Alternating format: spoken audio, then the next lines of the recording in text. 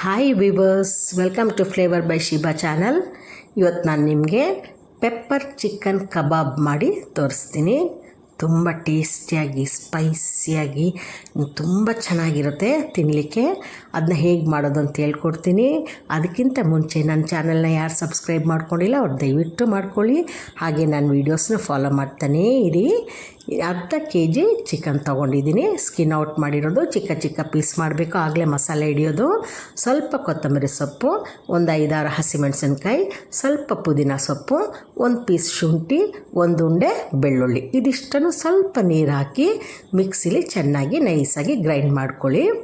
ಆಮೇಲೆ ಈ ಚಿಕನ್ನ ಒಂದು ಬೌಲ್ಗೆ ಹಾಕಿಬಿಟ್ಟು ನಾವು ರುಬ್ಬಿದಂಥ ಹಸಿ ಮಸಾಲೆ ಇದೆ ನೋಡಿ, ಅದನ್ನು ಹಾಕ್ಕೊಳ್ಬೇಕು. ಮಿಕ್ಸಿ ಜಾರ್ ತೊಳೆದೆಲ್ಲ ಹಾಕೋದು ಬೇಡ, ಬರೀ ಮಸಾಲೆ ಮಾತ್ರ ಹಾಕ್ಕೊಳ್ಬೇಕು. ನಂತರ ಅದಕ್ಕೊಂಚೂರು ಒಂದು ಅರ್ಧ ಚಮಚ ಅರಿಶಿನ ಪುಡಿ ಹಾಕ್ಕೊಳ್ಬೇಕು. ಆಮೇಲೆ 1 ಚಮಚ ಧನಿಯಾ ಪುಡಿ, ನಂತರ ಪೆಪ್ಪರ್ ಪೌಡ್ರು ಕರಿಮೆಣಸಿನ ಪುಡಿ ಹಾಕ್ತಿದ್ದೀನಿ. ಯಾಕಂದರೆ ಪೆಪ್ಪರ್ ಚಿಕನ್ ಕಬಾಬ್ ಆದ್ದರಿಂದ 3 ಸ್ಪೂನ್ ಹಾಕ್ತಾಯಿದ್ದೀನಿ, ಸಣ್ಣ ಸ್ಪೂನಲ್ಲಿ ಹಾಕ್ತಾಯಿರೋದು. ಮತ್ತು ಸ್ವಲ್ಪ ಗರಂ ಮಸಾಲ, ಅರ್ಧ ಚಮಚ ಗರಂ ಮಸಾಲ ಹಾಕಿ, ಮತ್ತು ಅರ್ಧ ಚಮಚ ಜೀರಿಗೆ ಪೌಡ್ರ್ ಹಾಕ್ಕೊಳ್ಳಿ.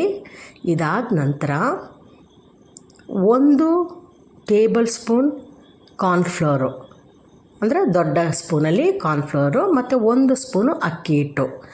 ಮತ್ತೆ ರಿಪೀಟ್ ಮಾಡ್ತಾಯಿದ್ದೀನಿ, 1 ಸ್ಪೂನು ಕಾರ್ನ್ಫ್ಲೋರು, 1 ಸ್ಪೂನು ಅಕ್ಕಿ ಹಿಟ್ಟು, ಇದೆರಡನ್ನೂ ಹಾಕ್ಕೊಳ್ಬೇಕು. ಆಮೇಲೆ ಸ್ವಲ್ಪ ಕರಿಬೇವಿನ ಸೊಪ್ಪು ಹಾಕ್ಕೊಳ್ಳಿ. ಅದಾದ ನಂತರ ಈ ಕರಿಬೇವಿನ ಸೊಪ್ಪು, ಅಕ್ಕಿ ಹಿಟ್ಟು ಇದೆಲ್ಲ ಹಾಕಿದ ನಂತರ ಸ್ವಲ್ಪ ಸೋಯಾ ಸಾಸ್ ಹಾಕಬೇಕು. ಸೋಯಾ ಸಾಸನ್ನ ಸ್ವಲ್ಪ ಹಾಕಿ, ಜಸ್ಟ್ ಒಂದು ಸ್ಪೂನ್ ಹಾಕಿದರೆ ಸಾಕು. ಅದಾದ ನಂತರ ಇದೆಲ್ಲವನ್ನು ಮಿಕ್ಸ್ ಮಾಡಿ ಮಾಡುವಾಗ ಏನು ಟೇಸ್ಟಿಯಾಗಿರುತ್ತೆ ಗೊತ್ತಾ.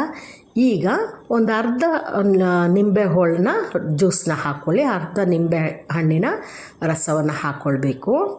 ಆಮೇಲೆ ಇದು ಮೇಥಿದು ಸೊಪ್ಪು, ಇದು ಮೇಥಿ ಸಿಗುತ್ತೆ, ಮೆಂತ್ಯ ಸೊಪ್ಪು ಒಣಗಿರೋದು ಇರುತ್ತಲ್ಲ ಅದನ್ನು ಹಾಕ್ಕೊಳ್ಬೇಕು. ಆಮೇಲೆ 1 ಮೊಟ್ಟೆ ಹಾಕ್ಕೊಳ್ಳಿ, ಆಯಿತಾ. ಇದಿಷ್ಟು ಐಟಮ್ನು ಬೌಲಲ್ಲಿ ಎಲ್ಲವನ್ನು ಹಾಕ್ಕೊಂಡು ಒಂದು 5-6 ಹಸಿಮೆಣಸಿನ್ಕಾಯಿನ ಸಣ್ಣದಾಗಿ ಸ್ಲೈಸಾಗಿ ಕಟ್ ಮಾಡಿ ಹಾಕ್ಕೊಂಡು ಚೆನ್ನಾಗಿ ಎಲ್ಲವನ್ನು ಮಿಕ್ಸ್ ಮಾಡಿಕೊಳ್ಬೇಕು. ಇದ್ರ ಜೊತೆಗೆ ಉಪ್ಪು ಹಾಕ್ಕೊಂಡು ಚೆನ್ನಾಗಿ ಮಿಕ್ಸ್ ಮಾಡಬೇಕು.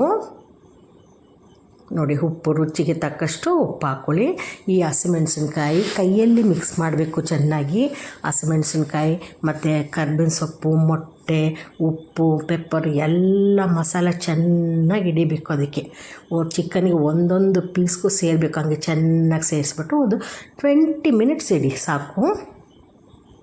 ಒಂದು 20 ಮಿನಿಟ್ಸ್ ಆದ ನಂತರ ಒಂದು ಬಾಣಲಿಲಿ ಎಣ್ಣೆ ಹಾಕಿ, ಇದು ಡೀಪ್ ಫ್ರೈ ಮಾಡೋದು, ಹಾಗಾಗಿ ಒಂದು ಬಾಣಲಿಲಿ ಎಣ್ಣೆ ಹಾಕ್ಬಿಟ್ಟು ಇದನ್ನು ನೀಟಾಗಿ ಮಸಾಲೆ ಸಮೇತ ಉಂಡೆ ಆಗಿ ತೊಗೊಂಡು ಹಾಕ್ಕೊಳ್ಬೇಕು. ಬಾಣಲಿ ಸುತ್ತ ಹಾಕ್ಕೊಳ್ಳಿ.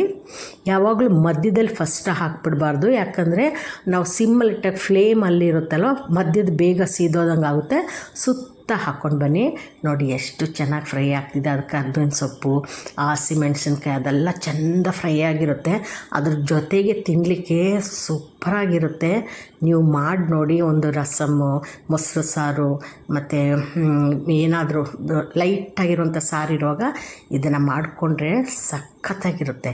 ಇದು ಮಾಡಿ ನೋಡ್ಬಿಟ್ಟು ಹೇಗಿತ್ತು ಅಂತ ನನಗೆ ಹೇಳಿ. ನೆಕ್ಸ್ಟ್ ವೀಡಿಯೋದಲ್ಲಿ ನಮಗೆ ಮೀಟ್ ಮಾಡೋಣ. ಅಲ್ಲಿವರೆಗೂ ಟೇಕ್ ಕೇರ್, ಬಾಯ್.